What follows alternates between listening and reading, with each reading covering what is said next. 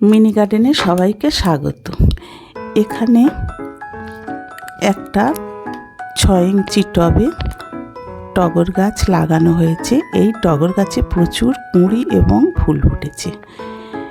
এইটা একটা হাইব্রিড টগর ফুলের গাছ। এই টগর ফুলের পাপড়ির মাঝখানে হলুদ টিপ রয়েছে, চারিদিকে সাদা পাপড়ি, আর প্রচুর কুঁড়ি এসেছে। এই গাছের ফুল সাধারণত ফোটে এই বর্ষাকালে বেশি ফোটে। আর এর গাছের মাটি বলতে সাধারণ কম্পোস্ট সার আর বালি আর বাগানের মাটি এগুলো একসঙ্গে মিশিয়ে দিয়েছিলাম, তাতে এত সুন্দর ফুল হয়েছে। আর এখানে কীটনাশক বলতে ফাঙ্গিসাইড সার দিয়েছিলাম, নিম তেল, এটাই দিলে আর মিলিবাগ ধরে না। এতে সাধারণত মিলিবাগ, জাপ পোকা এইগুলো আসে। একটু পরিষ্কার করে দিলে আর মিলিবাগটা ধরে না। এইভাবে আমি পরিচর্যা করি। আর ফুল যখন শেষ হয়ে যাবে তখন একটু গাছ কাটাই ছাঁটাই করে দিতে হয়, দিলে আরও বেশি ফুল হবে। এখানে আমি গাছের গোড়াটা একটু খুশে নিচ্ছি। খুশে ভালো করে চারিদিকটা খুশে নেব, যেহেতু এখন গাছে ফুল আছে, বেশি খোসটার দরকার নেই, অল্প খুশে নিলেই হবে।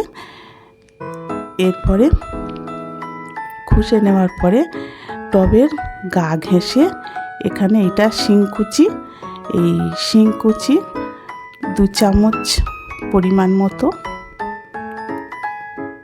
দিয়ে দিচ্ছি। আর হাড় গুঁড়ো, এই হাড় গুঁড়োটাও দিয়ে দিচ্ছি, আর নিম খোলের গুঁড়ো, এই 3টে একত্রে মিশিয়ে ভালো করে গাছের গোড়ায় দিয়ে দিলে অনেক ফুল ফুটবে এবং গাছ ভর্তি ফুল হবে। আর ফুল ফোটার এনার্জিও পাবে গাছ। আর জল বলতে এখন যেহেতু বর্ষাকাল এসে গেছে, সেই জন্য জল দেওয়ার ব্যাপারটা একটু চিন্তা ভাবনা করতে হবে। গাছের গোড়া যদি শুকিয়ে যায়, বেশ কিছুদিন বৃষ্টি যদি না হয়, তখন কিন্তু গাছের গোড়ায় জল দিতে হবে। গাছের গোড়ায় যদি ভিজে থাকে তাহলে আর জল দেওয়ার প্রয়োজন নেই। এইভাবেই গাছটাকে রাখতে হবে। আর এই গাছটা খুব বেশি রোদ্দুর পছন্দ করে না, আলো ছাওয়া। প্রথমে সূর্যের প্রথম যদি রশ্মিটা রোদ্দুরটা পেলেই ঠিক হবে, আর শেষের রোদ্দুরটা, চড়া রোদ্দুর না পেলেই গাছটা খুব ভালো ফুল দেবে। এইভাবে কিন্তু আলো ছাওয়ার মধ্যে গাছটাকে রেখে দিতে হবে। আর আবহাওয়ার পরিবর্তনের সঙ্গে সঙ্গে গাছগুলো কিন্তু নিস্তেজ হয়ে যায়। প্রচণ্ড রোদ্দুরে গাছ কিন্তু ঝিমিয়ে পড়বে। দেখতে হবে খুব বেশি রোদ্দুর থেকে সরিয়ে আনতে হবে। এইভাবে গাছগুলোকে পরিচর্যা করলে খুব সুন্দর ফুল দেবে। এই গাছটার সারা বছর খুব বেশি যে ফুল দেয় তা না, শীতকালে তো একদমই দেয় না, গরমের সময় ফুল দেয়, আর এই বর্ষাকালে প্রচুর ফুল দেয়। খুব বেশি যত্ন করতে লাগে না। এটা হাজারি টগর। এই টগরটা খুব সুন্দর দেখতে, বেশ বড় হয় এবং থোকা হয়। এখানে অনেকগুলো কুঁড়ি এসেছে, কিন্তু এই গাছটাতেও বেশ ভালো পোকার উপদ্রব হয়।